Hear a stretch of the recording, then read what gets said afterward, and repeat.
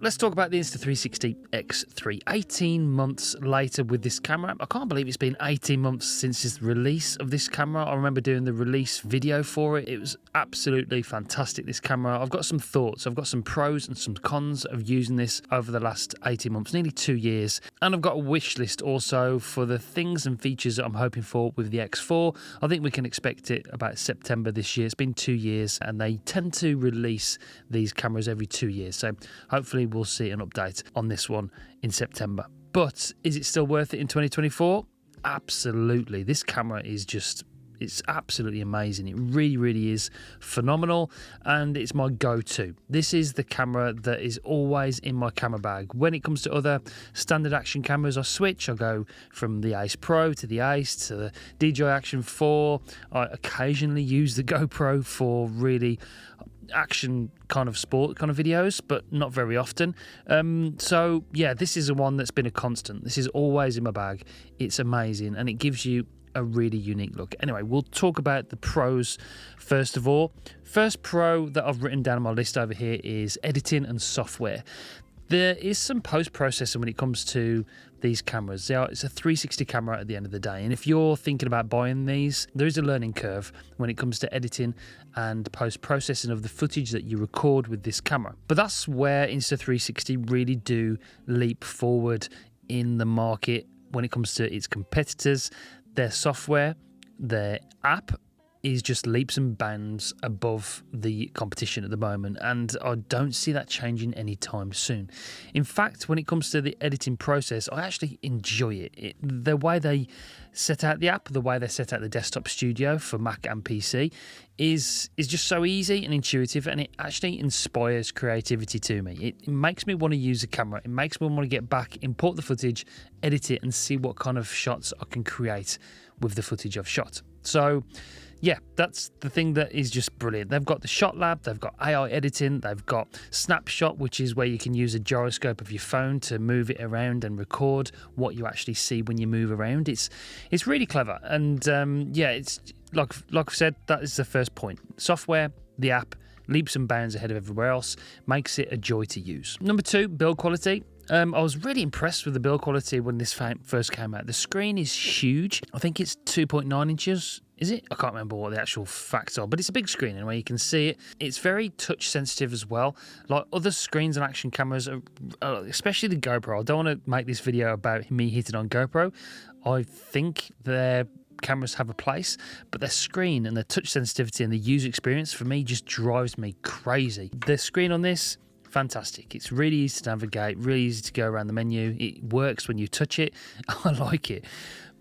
This camera is actually built really well as well. It's only got a 1/4 inch on the bottom, which I like, because this is intended to be used with something like the invisible selfie stick. So that is its prime function. You can add other mounts on here to use it with like a normal action camera mount.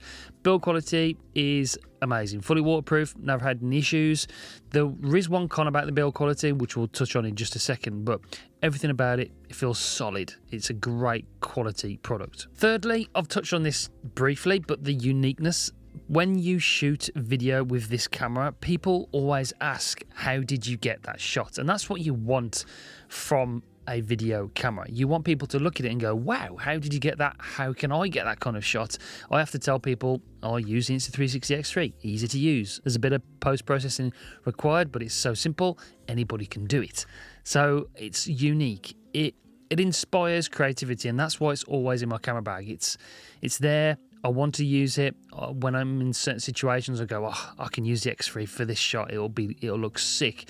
And that's what I like about it. You get those unique shots that you can't get with any other camera. I've put usability, but I've touched on this already. Just the usability of it, the menu, the touch screen, everything is easy to use. It's easy to navigate, easy to get around, and just, yeah, it makes it simple. Along with the app and the software, the camera is just easy to use. And again, that just makes the whole user experience of this thing nice.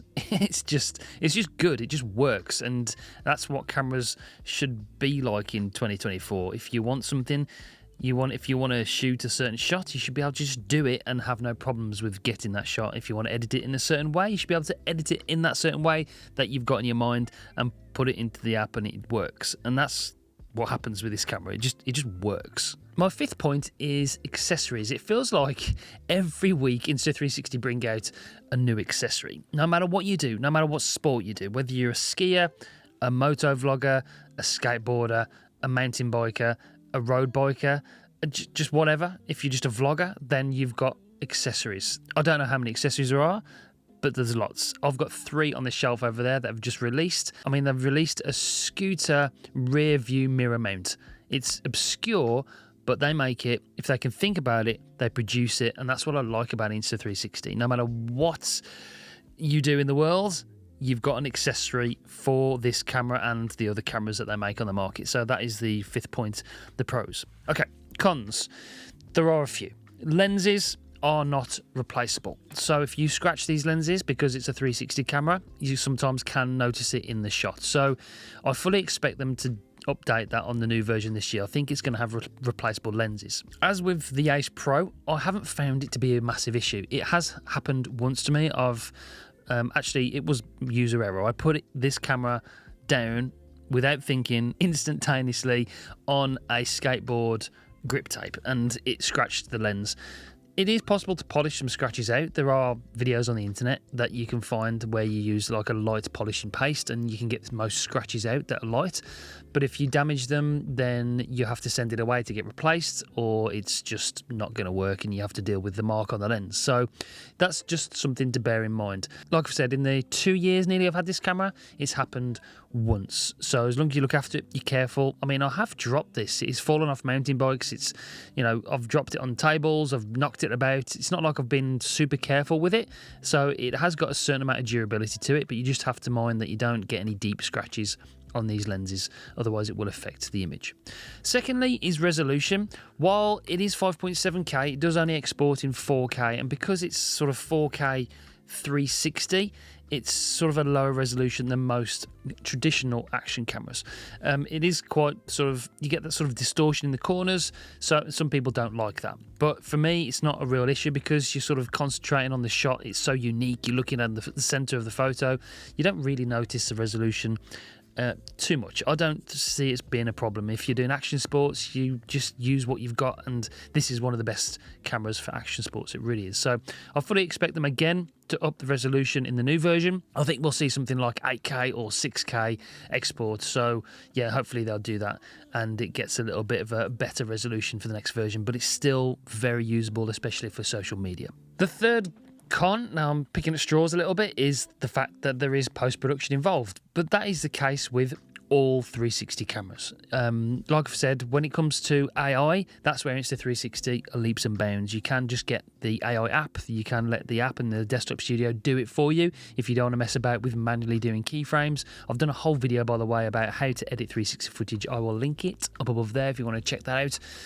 But it is a con for some people. Some people don't want to do post-production, but that is just a matter of fact of 360 cameras. So if you are sort of tossing between the traditional action camera like the Ace Pro or the 360 camera and you don't want to do any post-processing, then the Ace Pro is probably for you. If you don't mind a little bit of play and a bit of editing in post-production and sort of creating your shots a little bit more, then the X3 is a perfect camera as well. So yeah, wish list: replaceable lenses, high resolution, and that's pretty much it. I can't really think of anything else. The battery life's good, the build quality is excellent, the usability is brilliant, the app's amazing.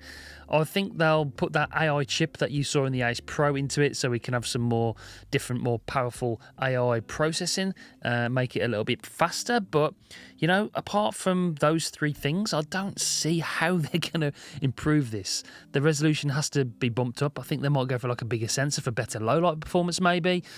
But, you know, that's pretty much it. It's a really fantastic camera, and that's been my honest, genuine experience about using this over the last 18 months. It's always with me.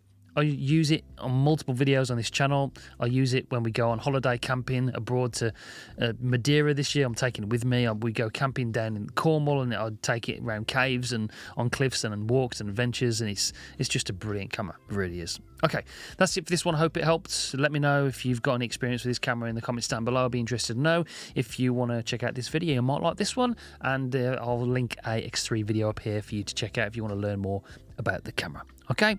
I'll see you soon. Bye, guys.